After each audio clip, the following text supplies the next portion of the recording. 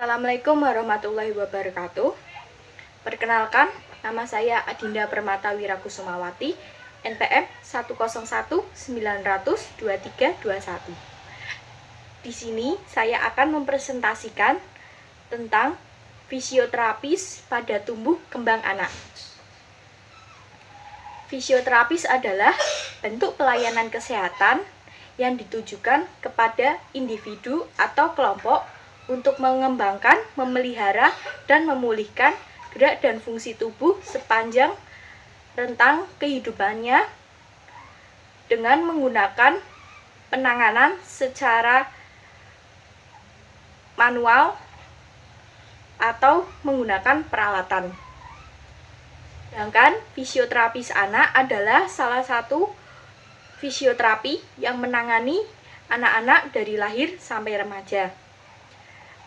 Tindakan fisioterapis ini dilakukan oleh ahli yang disebut dengan fisioterapis. Menjadi fisioterapis anak sangatlah tidak mudah. Hal itu karena calon fisioterapis harus dapat memahami pertumbuhan anak secara menyeluruh sesuai dengan usia anak. Secara garis besar, fisioterapis anak menangani gangguan medis seperti keterlambatan perkembangan pada anak atau cedera yang dialami oleh anak. Sementara itu, fungsi dari fisioterapis anak adalah yang pertama, membantu mendukung posisi dan pola gerak yang benar. Yang kedua, mengembangkan keterampilan pengembangan sesuai usia anak dan balita. Yang ketiga, mengelola dan mengurangi rasa sakit. Yang keempat, memperbaiki fungsi otot. Yang kelima, mengatasi masalah keterlambatan pada bayi dan balita. Kondisi-kondisi yang ditangani oleh fisioterapis anak seperti cerebral palsy, kemudian gangguan pada otot, gangguan pada sistem saraf, cedera saat olahraga, kemudian memiliki postur tubuh yang buruk, kemudian mobilitas sendi yang kurang,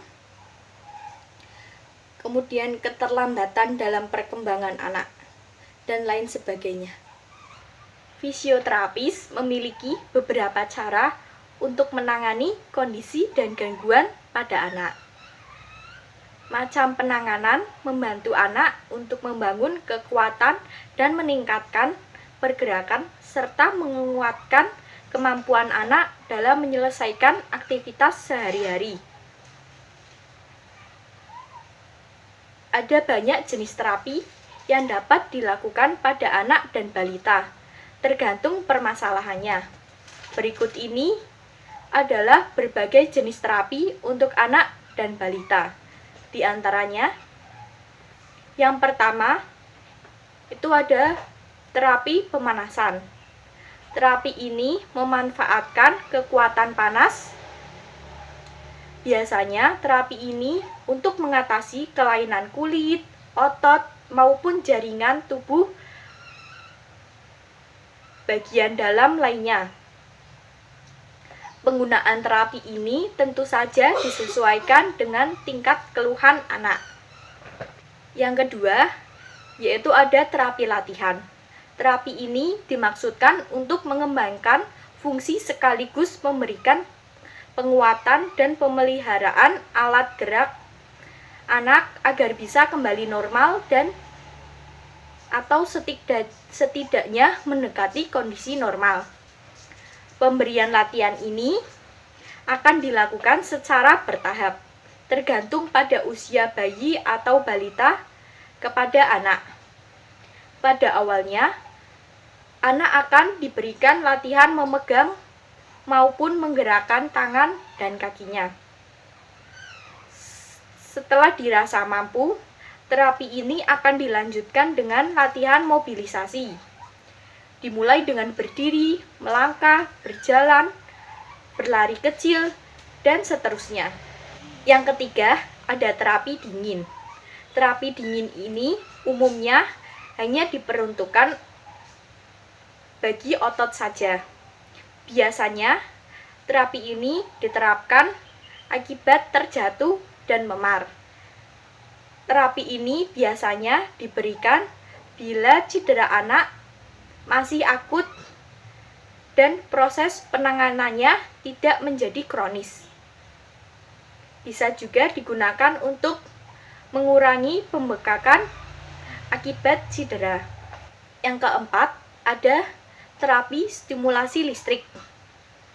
Terapi ini bertujuan untuk mempertahankan massa otot dan secara tidak langsung merangsang regenerasi saraf.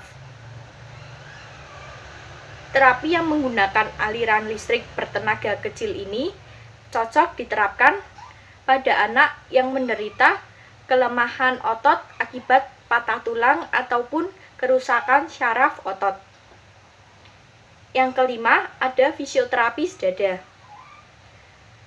Anak dengan keluhan batuk pilek biasanya mendapatkan chest fisioterapi atau terapi dada.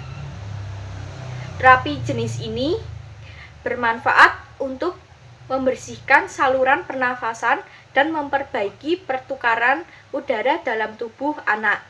Kesimpulan dari presentasi tentang fisioterapis pada perkembangan anak yaitu kita harus mengenali dan memahami tanda jika bayi atau balita membutuhkan tindakan fisioterapi. Konsultasikan semua masalah yang berhubungan dengan tubuh dan perkembangan bayi atau balita ke dokter anak. Dengan tindakan yang tepat, gangguan atau masalah pada tubuh anak dapat diatasi dan dicegah dengan baik. Deteksi dan penanganan yang dini. Deteksi dan penanganannya dini dapat membantu memberikan kualitas hidup dan tumbuh kembang yang lebih optimal kepada anak. Sekian presentasi yang dapat saya sampaikan, kurang lebihnya mohon maaf. Wassalamualaikum warahmatullahi wabarakatuh.